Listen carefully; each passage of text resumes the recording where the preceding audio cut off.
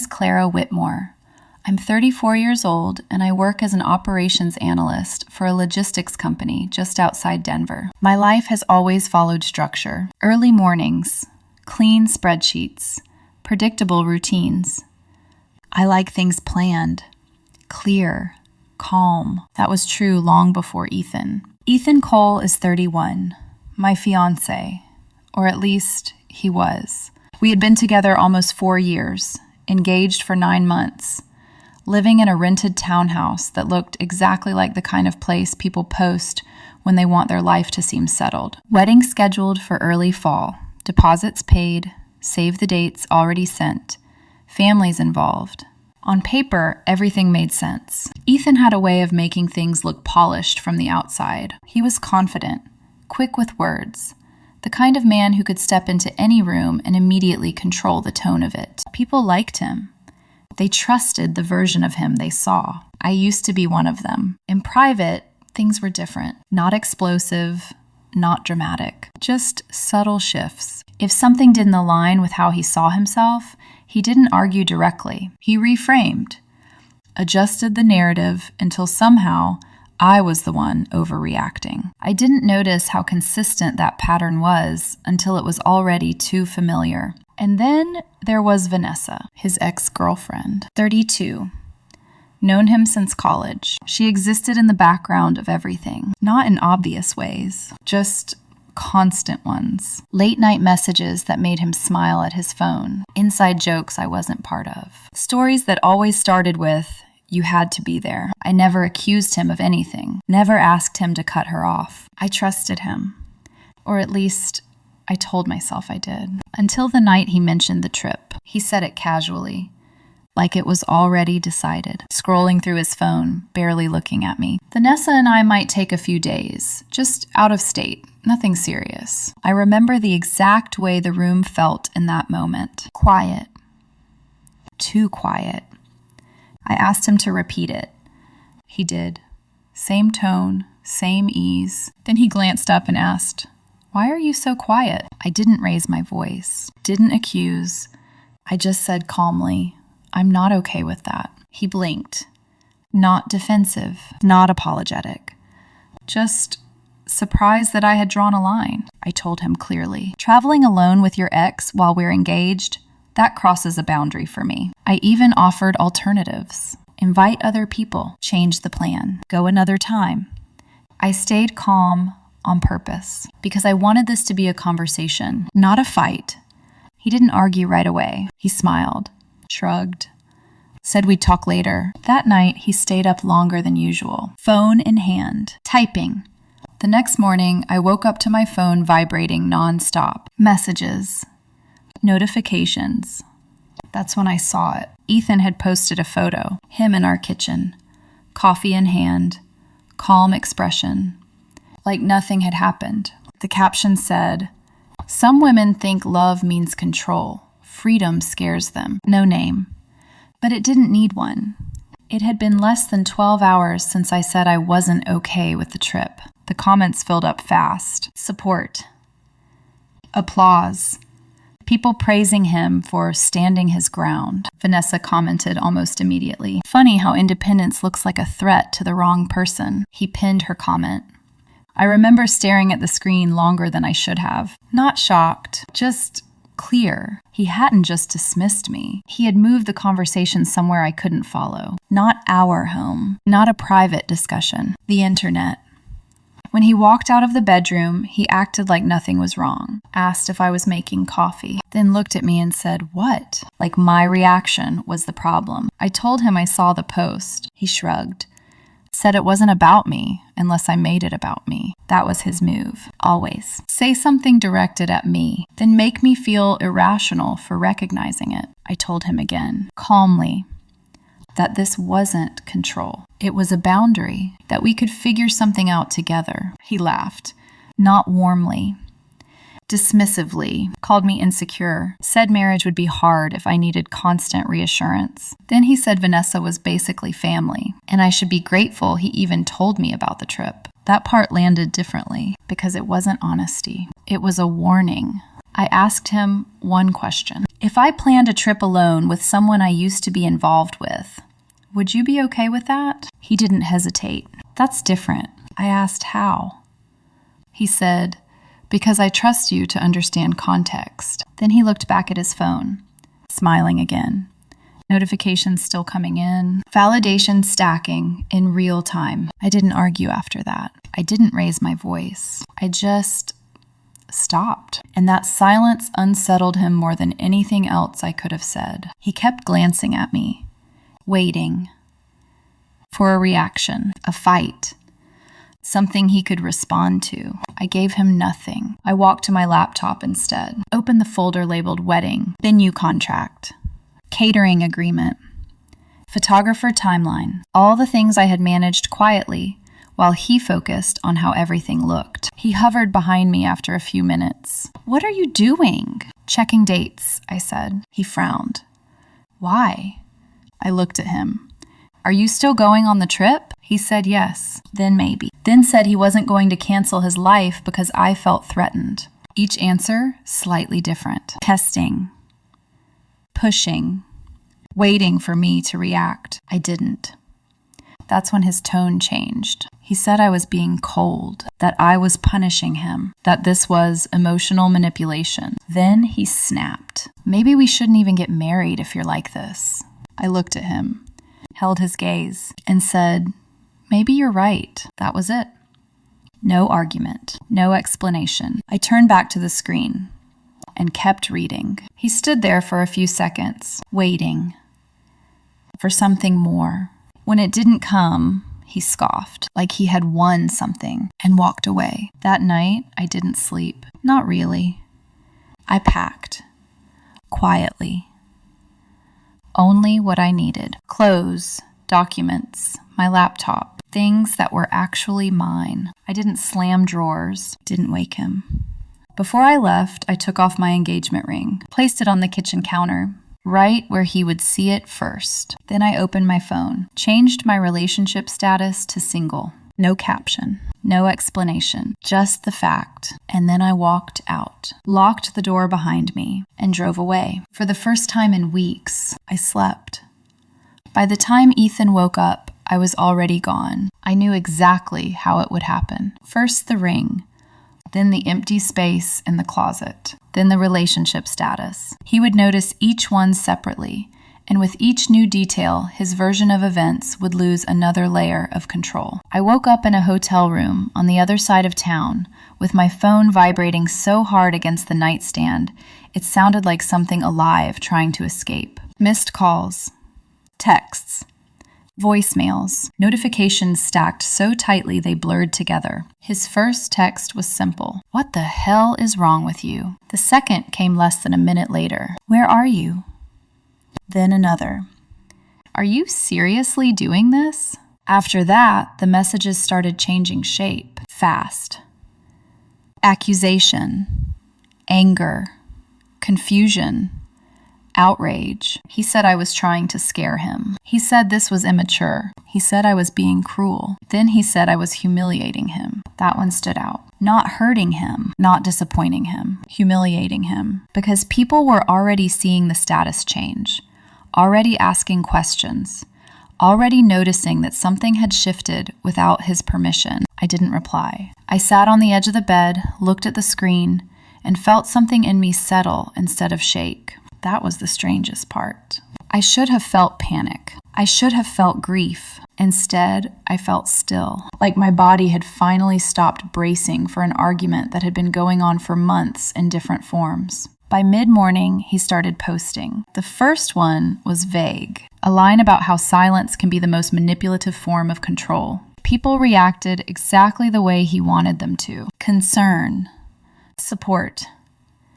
Little declarations about how real men don't disappear. He didn't tag me. He didn't need to.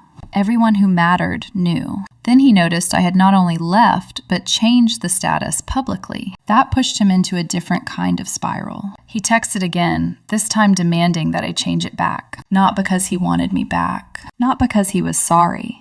Because people were asking questions. Because I was making him look abandoned. I read that line twice. Look abandoned. Even then, his focus was still image, still performance, still optics.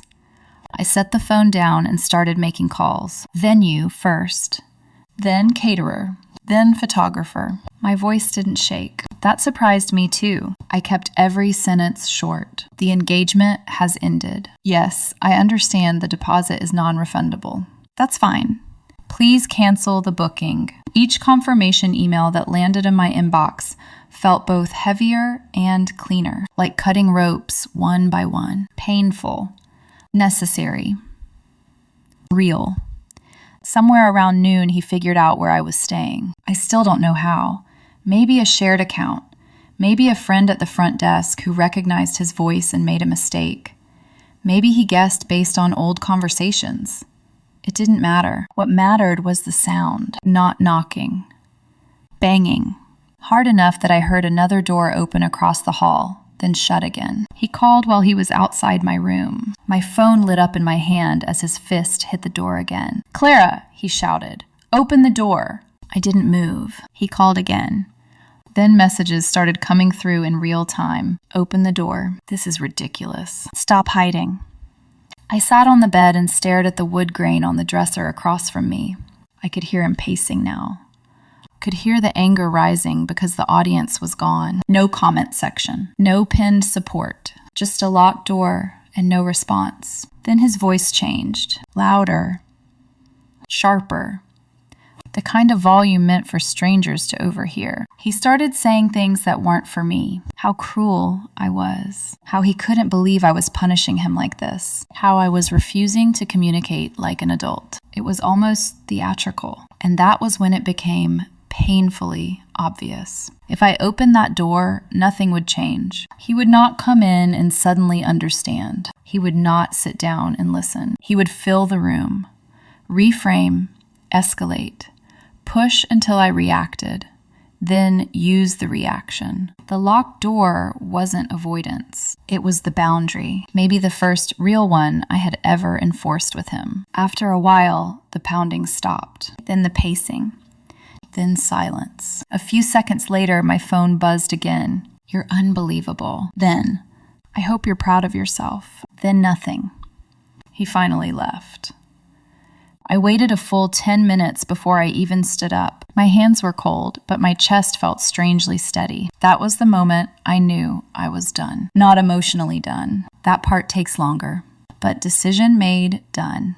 No more negotiating with someone who only respected limits when he couldn't get past them. Once he left the hotel, his tone online changed again. Anger sharpened into language designed to sound deeper than it was. Posts about emotional abandonment. Captions about women who weaponize silence. Quotes about how independence threatens insecure partners. The words escalated quickly. So did the comments. And right there, again, was Vanessa. Loud. Visible.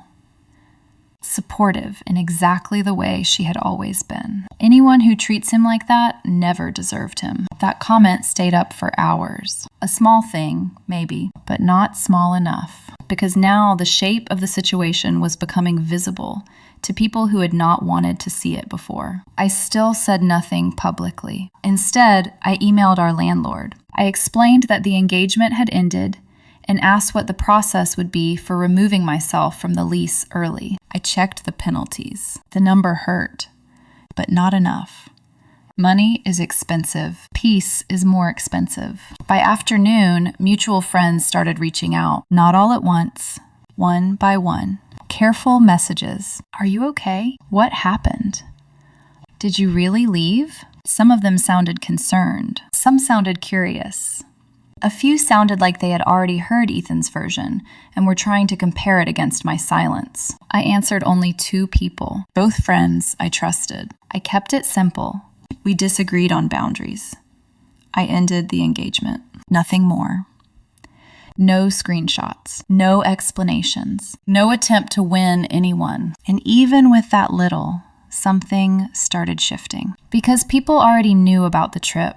Not from after the fight, from before. Several friends had heard him talk about it casually, like it was already decided, like my opinion had never been part of the plan. One of them told me that directly. I sat with that for a long time. Not because it surprised me, because it clarified everything. This wasn't impulsive.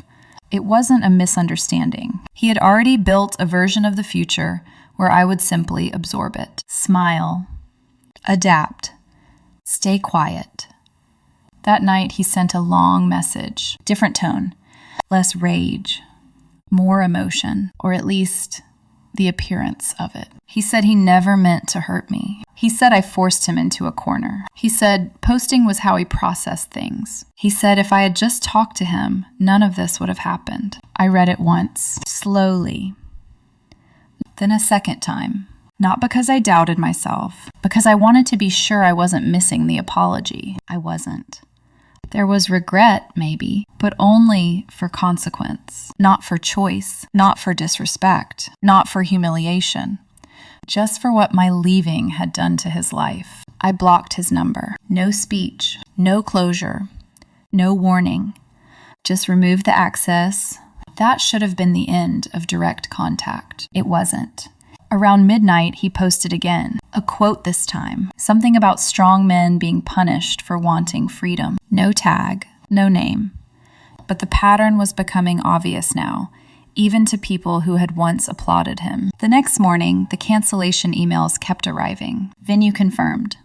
Catering confirmed. Photography confirmed. The wedding was officially gone. That was when it became real in a way the ring on the counter hadn't been. A ring can be explained away. A fight can be reframed. A missing fiancé can be turned into a story. But a canceled venue is administrative truth. By the end of that day, his attempts to reach me started sounding different. Not angry, not confident. Desperate. But they weren't coming from him anymore. They came through other people. His sister messaged me asking if I would please just talk to him. A mutual coworker said Ethan wasn't doing well, and maybe I could show some compassion. Another friend asked if there had been some misunderstanding that could still be fixed. I didn't argue with any of them, didn't defend myself, didn't explain the post, the trip, the hotel, the pounding on the door. I just repeated the same sentence in slightly different forms. The engagement is over. I'm not continuing contact. That was all. The simplicity of it made people more uncomfortable than a dramatic explanation would have. Because drama gives everyone a role. A simple ending does not. He still didn't stop. Emails started coming in. Long subject lines. Longer bodies, paragraphs that swung wildly between apology and accusation. I feel discarded. I can't believe you would abandon me like this.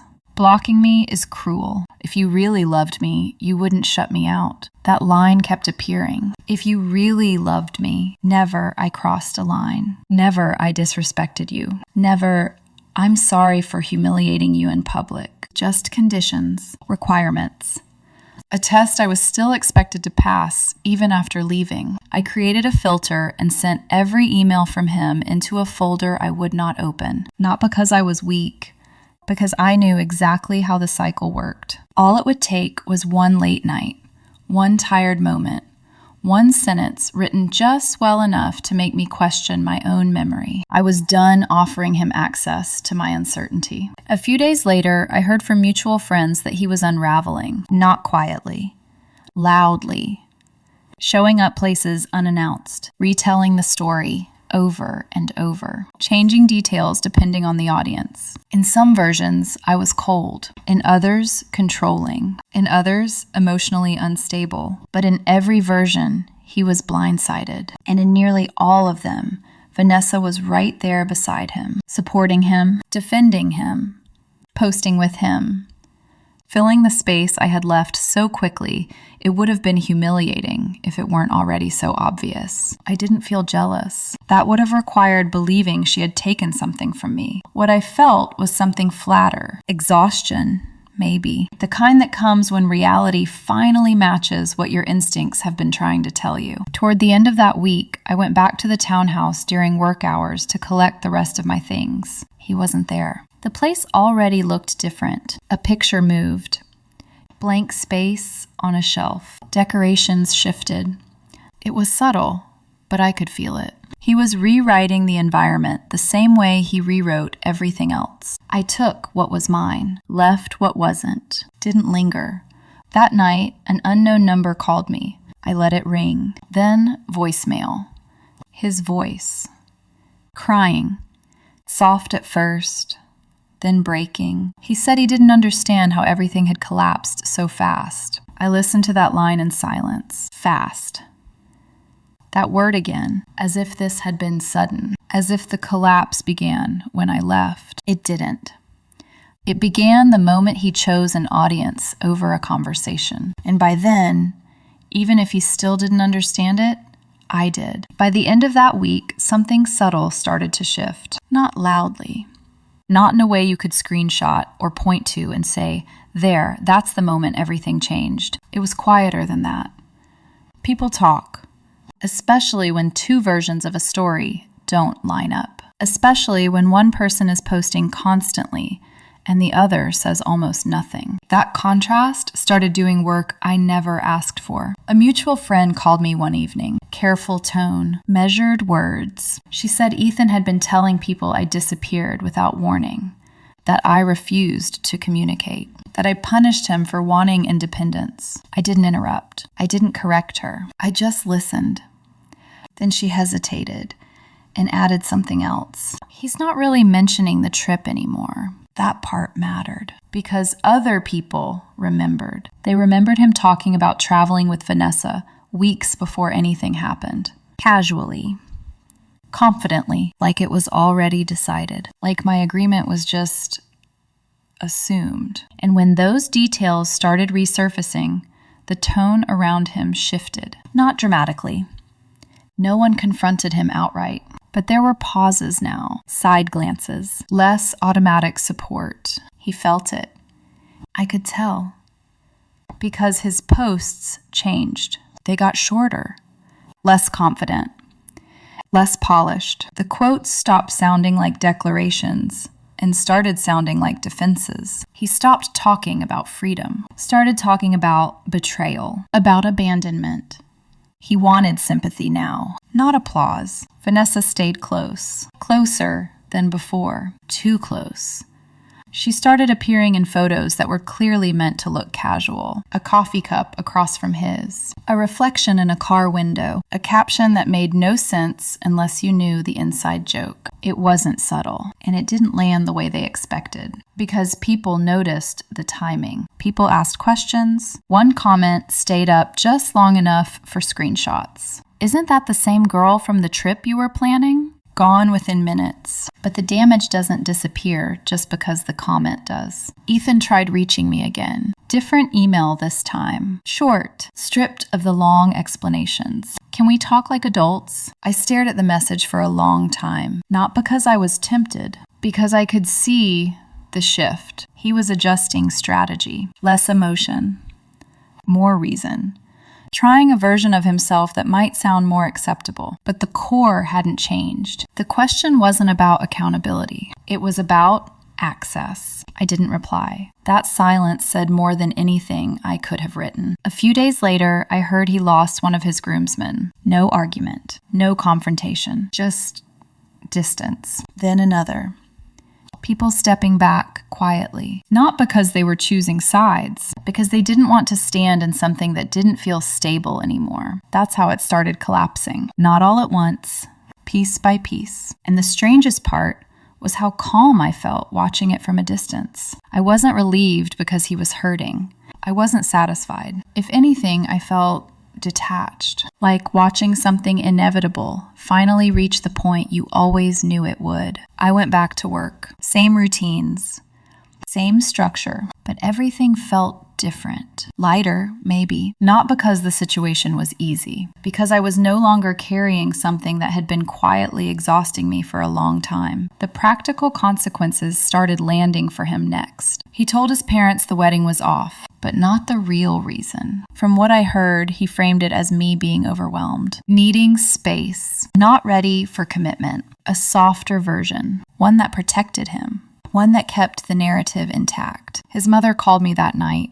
Her voice was calm. Careful. She asked if I was okay. I told her the truth. Not the details, not the posts, not Vanessa, just the core. We weren't aligned on boundaries or respect anymore. There was a pause, long enough that I thought the call had dropped. Then she said quietly, "That makes sense." That was it. No defense, no argument, just acknowledgement. A few days later, Ethan tried something different. He started talking about money, about how hard it was to suddenly handle everything alone, how unfair it was that I left him with the apartment, that I created a mess and walked away from it. He left out the part where we had split the lease, where he had insisted on that townhouse because it looked right, where the extra cost had always been justified by appearances. Reality doesn't adjust for aesthetics. The landlord approved my removal from the lease.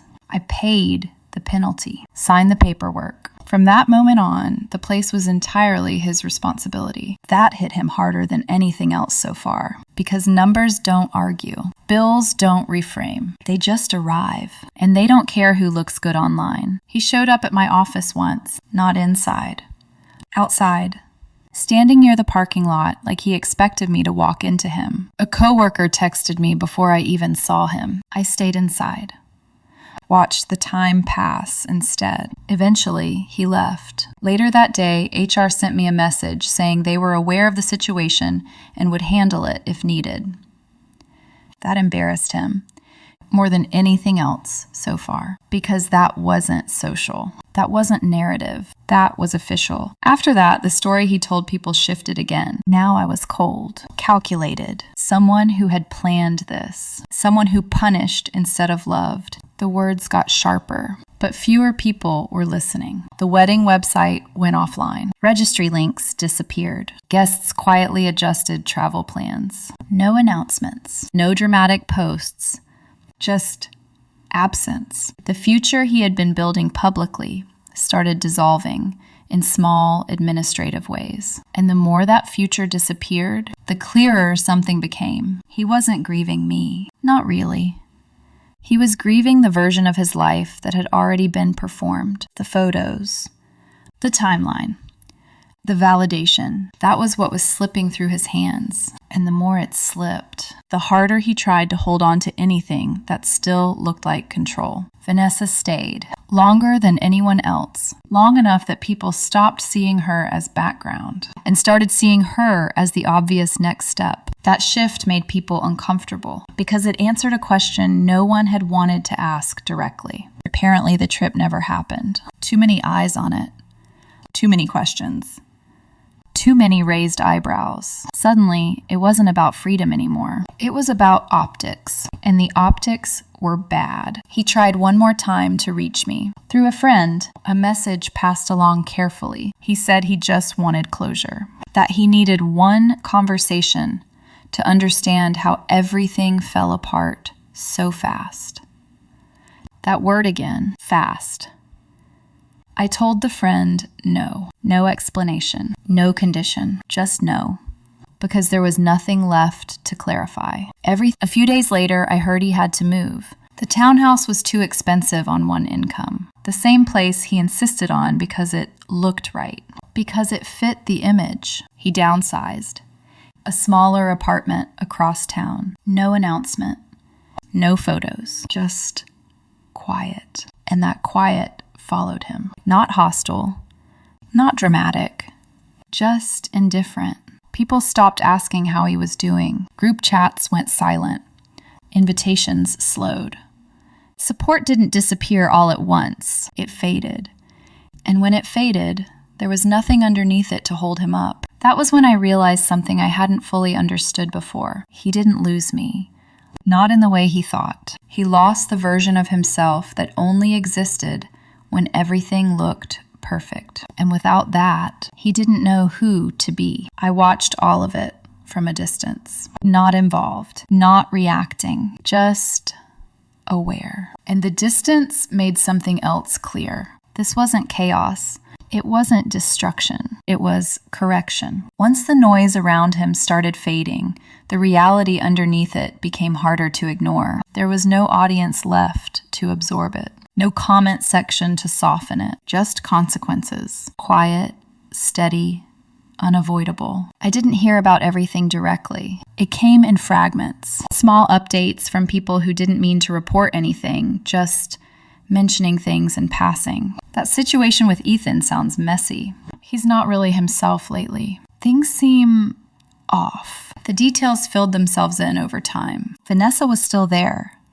Of course she was. At first, she looked like support, consistent, present, loyal, the kind of person who stays when things get uncomfortable. But over time, that presence started to feel different, less like support, more like permanence. And that changed how people saw it. When I was still there, she had a role, background, history, a connection that existed before me, but stayed respectfully behind the relationship. Once I was gone, that structure disappeared. Now she was just there, front and center. And people started asking the question they had avoided before, not out loud, but in the way conversations pause, in the way tone shifts, in the way curiosity replaces assumption. How long had that dynamic really been like this? Ethan tried to maintain control of the narrative. He kept posting, but less frequently, more carefully, less confident. He shared things about moving on, about rebuilding, about learning hard lessons. But even those posts felt rehearsed, like he was trying to land on a version of himself people would accept again. It didn't work the way it used to, because once people see inconsistency, they don't unsee it. And once they start questioning, they don't stop. The financial pressure hit him harder than anything emotional ever could. That part I understood, because it's immediate, concrete, unavoidable. The townhouse had never been practical. It had been chosen for how it looked, the layout, the lighting, the way it photographed. Now it was just expensive and empty. When I signed off the lease, it became his alone. No sharing. No buffer, just numbers. And numbers don't care about narrative. They don't respond to charm. They don't adjust for ego. They just add up. I heard he tried to negotiate, tried to buy time, tried to stretch things out. But eventually, reality closed in the way it always does. He had to leave. The move wasn't dramatic. No announcement. No post. No attempt to spin it. Just a quiet transition from something that looked like a future into something smaller, more contained, more real. Vanessa helped him move. That detail came from someone who didn't realize how much it said without meaning to. She was there the whole time. Of course she was. At that point, it would have been stranger if she wasn't. But that visibility changed things again, because now there was no distance left to interpret, no ambiguity, no space to pretend it was anything other than what it looked like. And people noticed. They didn't confront him. They didn't accuse. They just adjusted, pulled back, changed how they engaged. Less enthusiasm, less involvement, less belief. He tried reaching me again. Different approach. A message sent through someone who knew me well enough to be careful with the wording. He's not doing well. He just wants to talk. He says he understands things better now. That last part stayed with me for a moment, not because I believed it, because I recognized it. Understanding, in his case, had always come after consequence, after something was already lost, after the situation no longer required him to act differently. I asked one question. Did he say what he understands? There was a pause. Then the answer came back. He just wants a chance to explain. I didn't respond after that, because explanation had never been the problem. Clarity had never been missing. He had understood enough in every moment that mattered. He just hadn't chosen differently, and that was the only part that counted. A few days later, I heard something else. He had tried to reconnect with some of the people who had distanced themselves, reached out, invited them out, tried to reestablish normalcy. Some responded. Most didn't. And the ones who did kept it surface level. Careful, polite, distant. Because once trust shifts, it doesn't return to its original form. It changes shape, sometimes permanently. Vanessa stayed consistent, but even that started to look different over time, because consistency isn't the same as stability, especially when it's built on a situation that replaced something else. I heard they were spending more time together, more openly, no longer pretending it was incidental, no longer framed as just support. And that clarity didn't strengthen his position. It exposed it, because now people could trace the timeline more easily, see the overlap, see the proximity, see how quickly one presence had filled the space of another. It didn't require accusation. It spoke for itself. At some point, he stopped trying to control how it looked. That was the real shift, not acceptance, not growth, just exhaustion. The kind that comes when maintaining an image takes more effort than letting it go. And when that happened, the post slowed, then stopped. No more quotes, no more indirect messages, no more attempts to shape perception, just silence. But it was a different kind of silence than mine. Mine had been deliberate, grounded, final. His felt empty, like something had run out, and there was nothing left to replace it with. I didn't feel anything watching that happen. No satisfaction, no relief. Just distance. Because by that point, it wasn't about him anymore. It wasn't about what he lost, or what he understood, or what he was trying to fix. It was about what I had stepped out of, what I had stopped participating in. And the more time passed, the clearer that became. This wasn't a dramatic ending. There was no moment where everything exploded in forced resolution. It unraveled, quietly, piece by piece, until there was nothing left holding it together. And the strangest part was, that was exactly how it had been held together in the first place. Not by strength, not by mutual understanding, but by my willingness to absorb things without forcing them into the open. Once that stopped, everything else followed. The ending didn't arrive all at once. There was no final confrontation. No moment where everything snapped into clarity in front of an audience. It settled. Slowly, like something heavy finally finding its place after being held up for too long. By then, the wedding no longer existed in any real sense. The venue was gone. The caterer canceled. The photographer released the date. Guests had already adjusted their plans without needing a formal explanation. What had once been a shared future had turned into a list of closed accounts and confirmation emails. And the strangest part was how quiet it all was. No dramatic announcement, no public closure, just absence. Ethan tried for a while to keep something of it alive. Not the relationship, the image. He told people different versions depending on who was listening. That we needed space, that timing wasn't right, that things had become too intense. Each version softened the truth just enough to make it easier to say out loud. But the more he spoke, the less people asked. Because at a certain point, repetition stops sounding like explanation and starts sounding like avoidance. Vanessa remained. That part didn't change. If anything, it became more visible, less filtered, less careful. They were seen together more often, not accidentally, not in passing, deliberately. And yet, it didn't land the way either of them might have expected. There was no excitement around it, no curiosity, just a quiet kind of understanding. The kind people don't say out loud, but don't question anymore, because the timeline had already answered it. I heard they tried to define whatever it was, turn it into something stable, something that made sense after everything. But stability built on replacement always carries something underneath it, something unresolved, something unfinished. And people can feel that, even if they don't name it. Eventually, even that stopped being something others talked about, because the attention moved on. It always does. That's the part no one thinks about when they choose the audience over the conversation. The audience leaves. And when it does, you're left with whatever is actually real. I didn't hear from him again after that. No messages, no attempts, no indirect contact. Not because he didn't want to, because there was nothing left to reach. No opening. No access, no version of me still waiting to respond. And I think at some point he understood that. Not all at once, not in a moment of clarity, but gradually, the way everything else unfolded, piece by piece. I rebuilt my life in ways that didn't look dramatic from the outside. Same job, same routines, but different weight, different energy. The absence of constant negotiation felt unfamiliar at first, then necessary, then normal.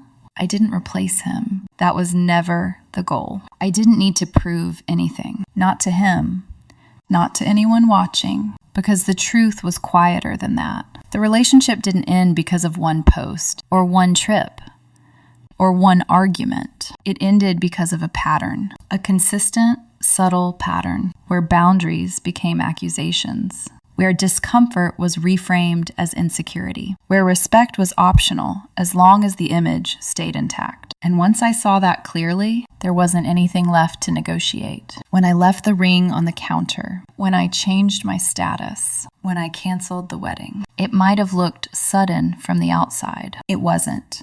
It was the first time I acted in alignment with something I had been recognizing for a long time. He thought I was trying to control the narrative, that I was punishing him, that I was making a statement. What he didn't understand was I had stopped participating in it completely. Watching everything that followed wasn't satisfying.